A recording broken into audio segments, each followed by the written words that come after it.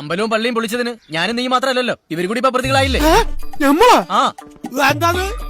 അല്ല കേട്ടോ, ഞാൻ ഒരു കാര്യം ചോദിക്കട്ടെ, ഞാൻ എങ്ങനെയാണ് ഇതിൽ പ്രതിയാവുന്നത്? നീ അല്ലടാ കൽപ്പാത്തിക്കാരൻ, നീ അല്ലടാ ഈ റേഡിയത്തിന്റെ വില പറഞ്ഞു കൊടുത്തത്, അപ്പൊ പിന്നെ നീയും പ്രതിയല്ലേ? അയ്യോ, എന്താത്? ഈ വലിയും പറഞ്ഞു കൊടുത്തോ? വേണ്ടില്ലേടോ, അതല്ല ഈ പെട്ട്. അല്ല ബസ്, ഞാനെന്താ ചെയ്ത്? നീ അല്ലടാ ഇവനെ ഒളിച്ച് താമസിക്കാൻ അഭയം കൊടുത്തത്? അഭയം കൊടുത്തു, വലിയൊരു താമസിച്ച. കാലക്കേട് നമ്മൾ വിളിച്ചു വരുത്തണല്ലോ, വന്ന് കാരണല്ലേ? അല്ല പൈനൊക്കെ കേസുണ്ട്. ഇല്ലാണ്ട് പിന്നെ അല്ല, നിങ്ങൾ ടെൻഷൻ ഒന്നാവണ്ട. നമ്മള് 4 പേരില്ലേ, നമ്മൾ ആരെ കൊന്നിട്ടാണെങ്കിലും കാശുണ്ടാക്കും. ഇവിടെ കുടുംബത്തിക്ക് അരി മേടിക്കാൻ കാശിനാക്കാൻ പറ്റില്ല, പിന്നെ അമ്പലം പള്ളി. എന്താന്ന്?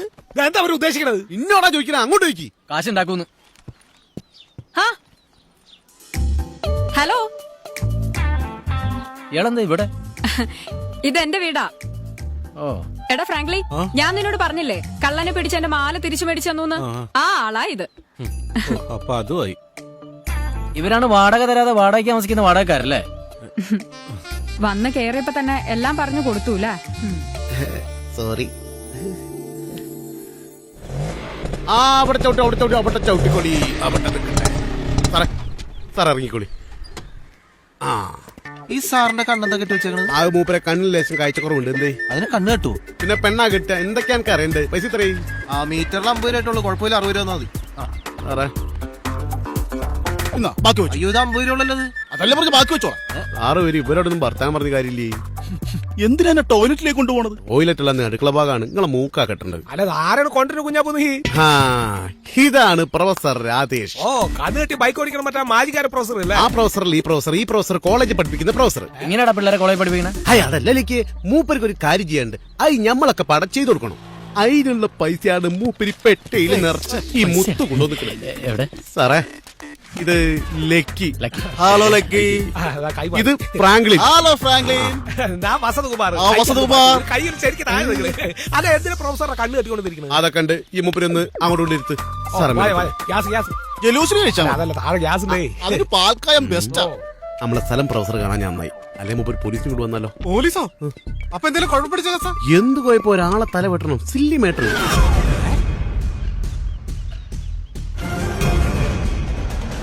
തലമുടി വെട്ടാനാണ് അയാളെ വല്ല ബാർബർ ഷോപ്പിൽ കൊണ്ടായ പോരെ.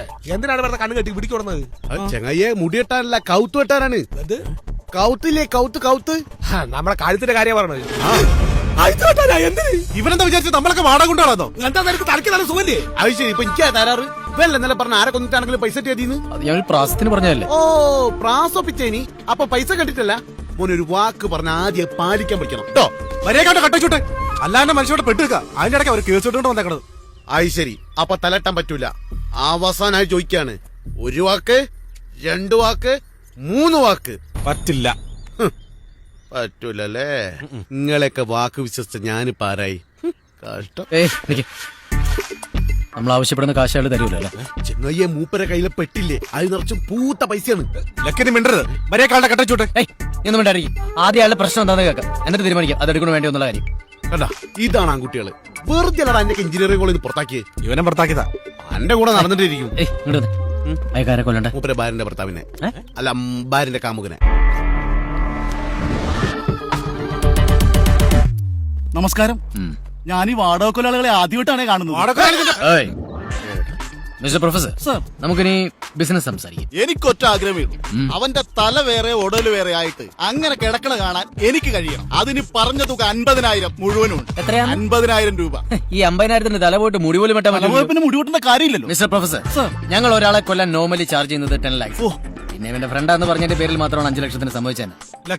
5 മതി. 5 ലക്ഷം? നിങ്ങളൊക്കെ ഇങ്ങനെ പറഞ്ഞ പാവപ്പെട്ടവനൊക്കെ ഒരാളെ കൊല്ലാൻ എങ്ങനെ കൊട്ടേഷൻ തരും? പ്രൊഫസർ രാധേഷ്, എന്ന് നിങ്ങളുടെ പ്രശ്നം? നിങ്ങളുടെ ഭാര്യയെ കാമുകനിൽ നിന്ന് മോചിപ്പിക്കാം. എനിക്ക് അത്രേ ഉള്ളൂ. അതിന് 50 ഒരു കാര്യം ചെയ്യാം, അയാളുടെ കാലൊടിച്ച് കളഞ്ഞു. കാലൊടിച്ചാ തെണ്ടി ഞൊണ്ടി വരില്ലേ? അങ്ങനെ ഞൊണ്ടി വന്നാൽ അവന്റെ തല എടുക്കുന്നു ഞങ്ങൾ പറയും. എനിക്കത് മതി. പക്ഷെ എന്റെ മുമ്പിൽ കൂടി അവനിങ്ങനെ ഞൊണ്ടി നടക്കണത് എനിക്ക് കാണണം. അത് ഞങ്ങൾ ഏറ്റു. അതിനു മുമ്പ് I want to see the photos. Of course. Do you have any bedroom photos? Unfortunately no. ഇതാണ് എന്റെ ഭാര്യ സുനിത. ഇതാണ് നിങ്ങളുടെ ഭാര്യ? അതെ. ഒന്നും കൂടെ വന്നേ. അതെ, ഇയാൾക്ക് ഒരുപാട് പേരെ കൊല്ലേണ്ടി വരും. എനിക്ക് ശരിക്കും അറിയാം ഈ കക്ഷിനെ. അയ്യേ എന്താ വൈഫിന്റെ കാര്യം ഞങ്ങൾ ഏറ്റു. ഇനി കുട്ടിയുടെ കാമുവിനെ കുറിച്ചുള്ള ഡീറ്റെയിൽസ്. എന്താ പേര്? സുധീർ കുമാർ.